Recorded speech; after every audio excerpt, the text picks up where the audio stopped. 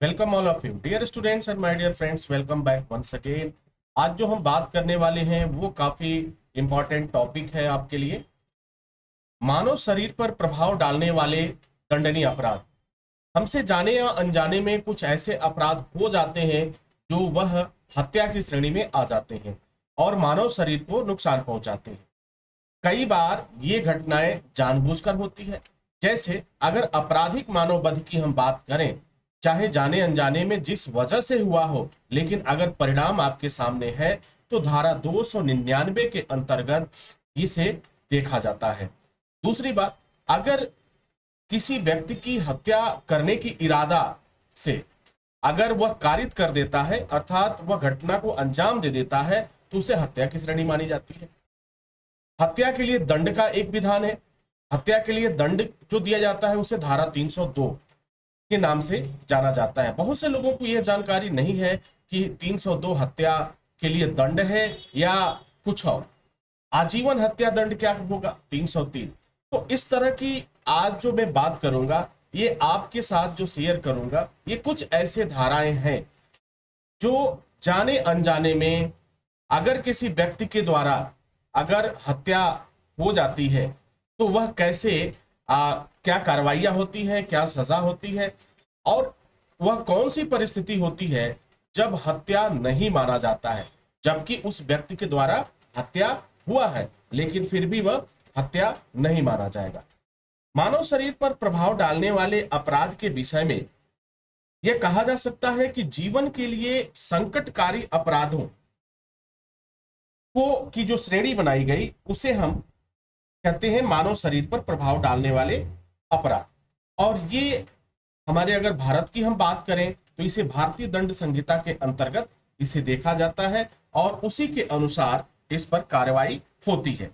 अब देखिए आपराधिक मानव वध क्या है। अब इस जरा ये को समझते हैं एक एग्जाम्पल के द्वारा। जैसे माना कि एक व्यक्ति गड्ढे में लकड़ियां और घास इस उद्देश्य से बिछाता है कि हमें किसी न किसी व्यक्ति को क्या करना है, मारना है, और यह ज्ञान रखते हुए कि नीचे जो है गड्ढा है, ऊपर हमने लकड़ी बिछा दी है, और दूसरे व्यक्ति को यह कहता है कि यह बिल्कुल ठोस है, चलो इधर से हम लोग गुजरते हैं। उस व्यक्ति को वह आगे कर देता है और अपने पीछे होता है। नतीजा क्या होता है कि वह व्यक्ति उस गड्ढे में गिर जाता है और गिरने के वजह से वह मारा जाता है।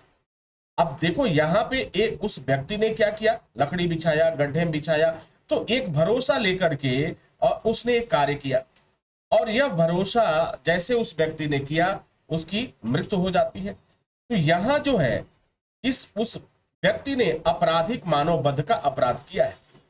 अब एक बात तो समझ में आ गई। अब दूसरी कहानी जरा समझिए।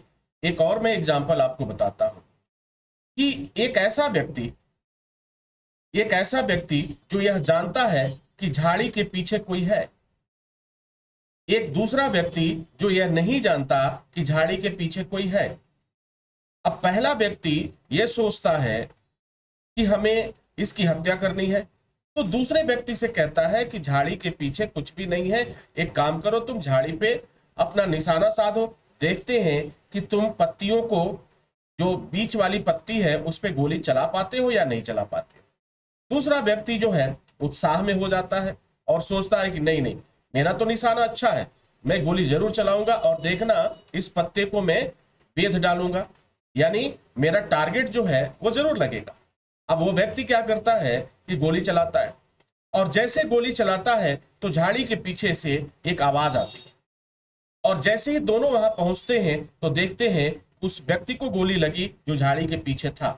पहला व्यक्ति जिसे मालूम था कि झाड़ी के पीछे कोई व्यक्ति था, लेकिन दूसरा व्यक्ति जिसने गोली चलाया उसे इस बात की बिल्कुल जानकारी नहीं थी कि झाड़ी के पीछे कोई है, वह तो पत्ते को निशाना बना रहा था। अब देखो यहां पे आपराधिक मानव वध का अपराध तो हुआ है।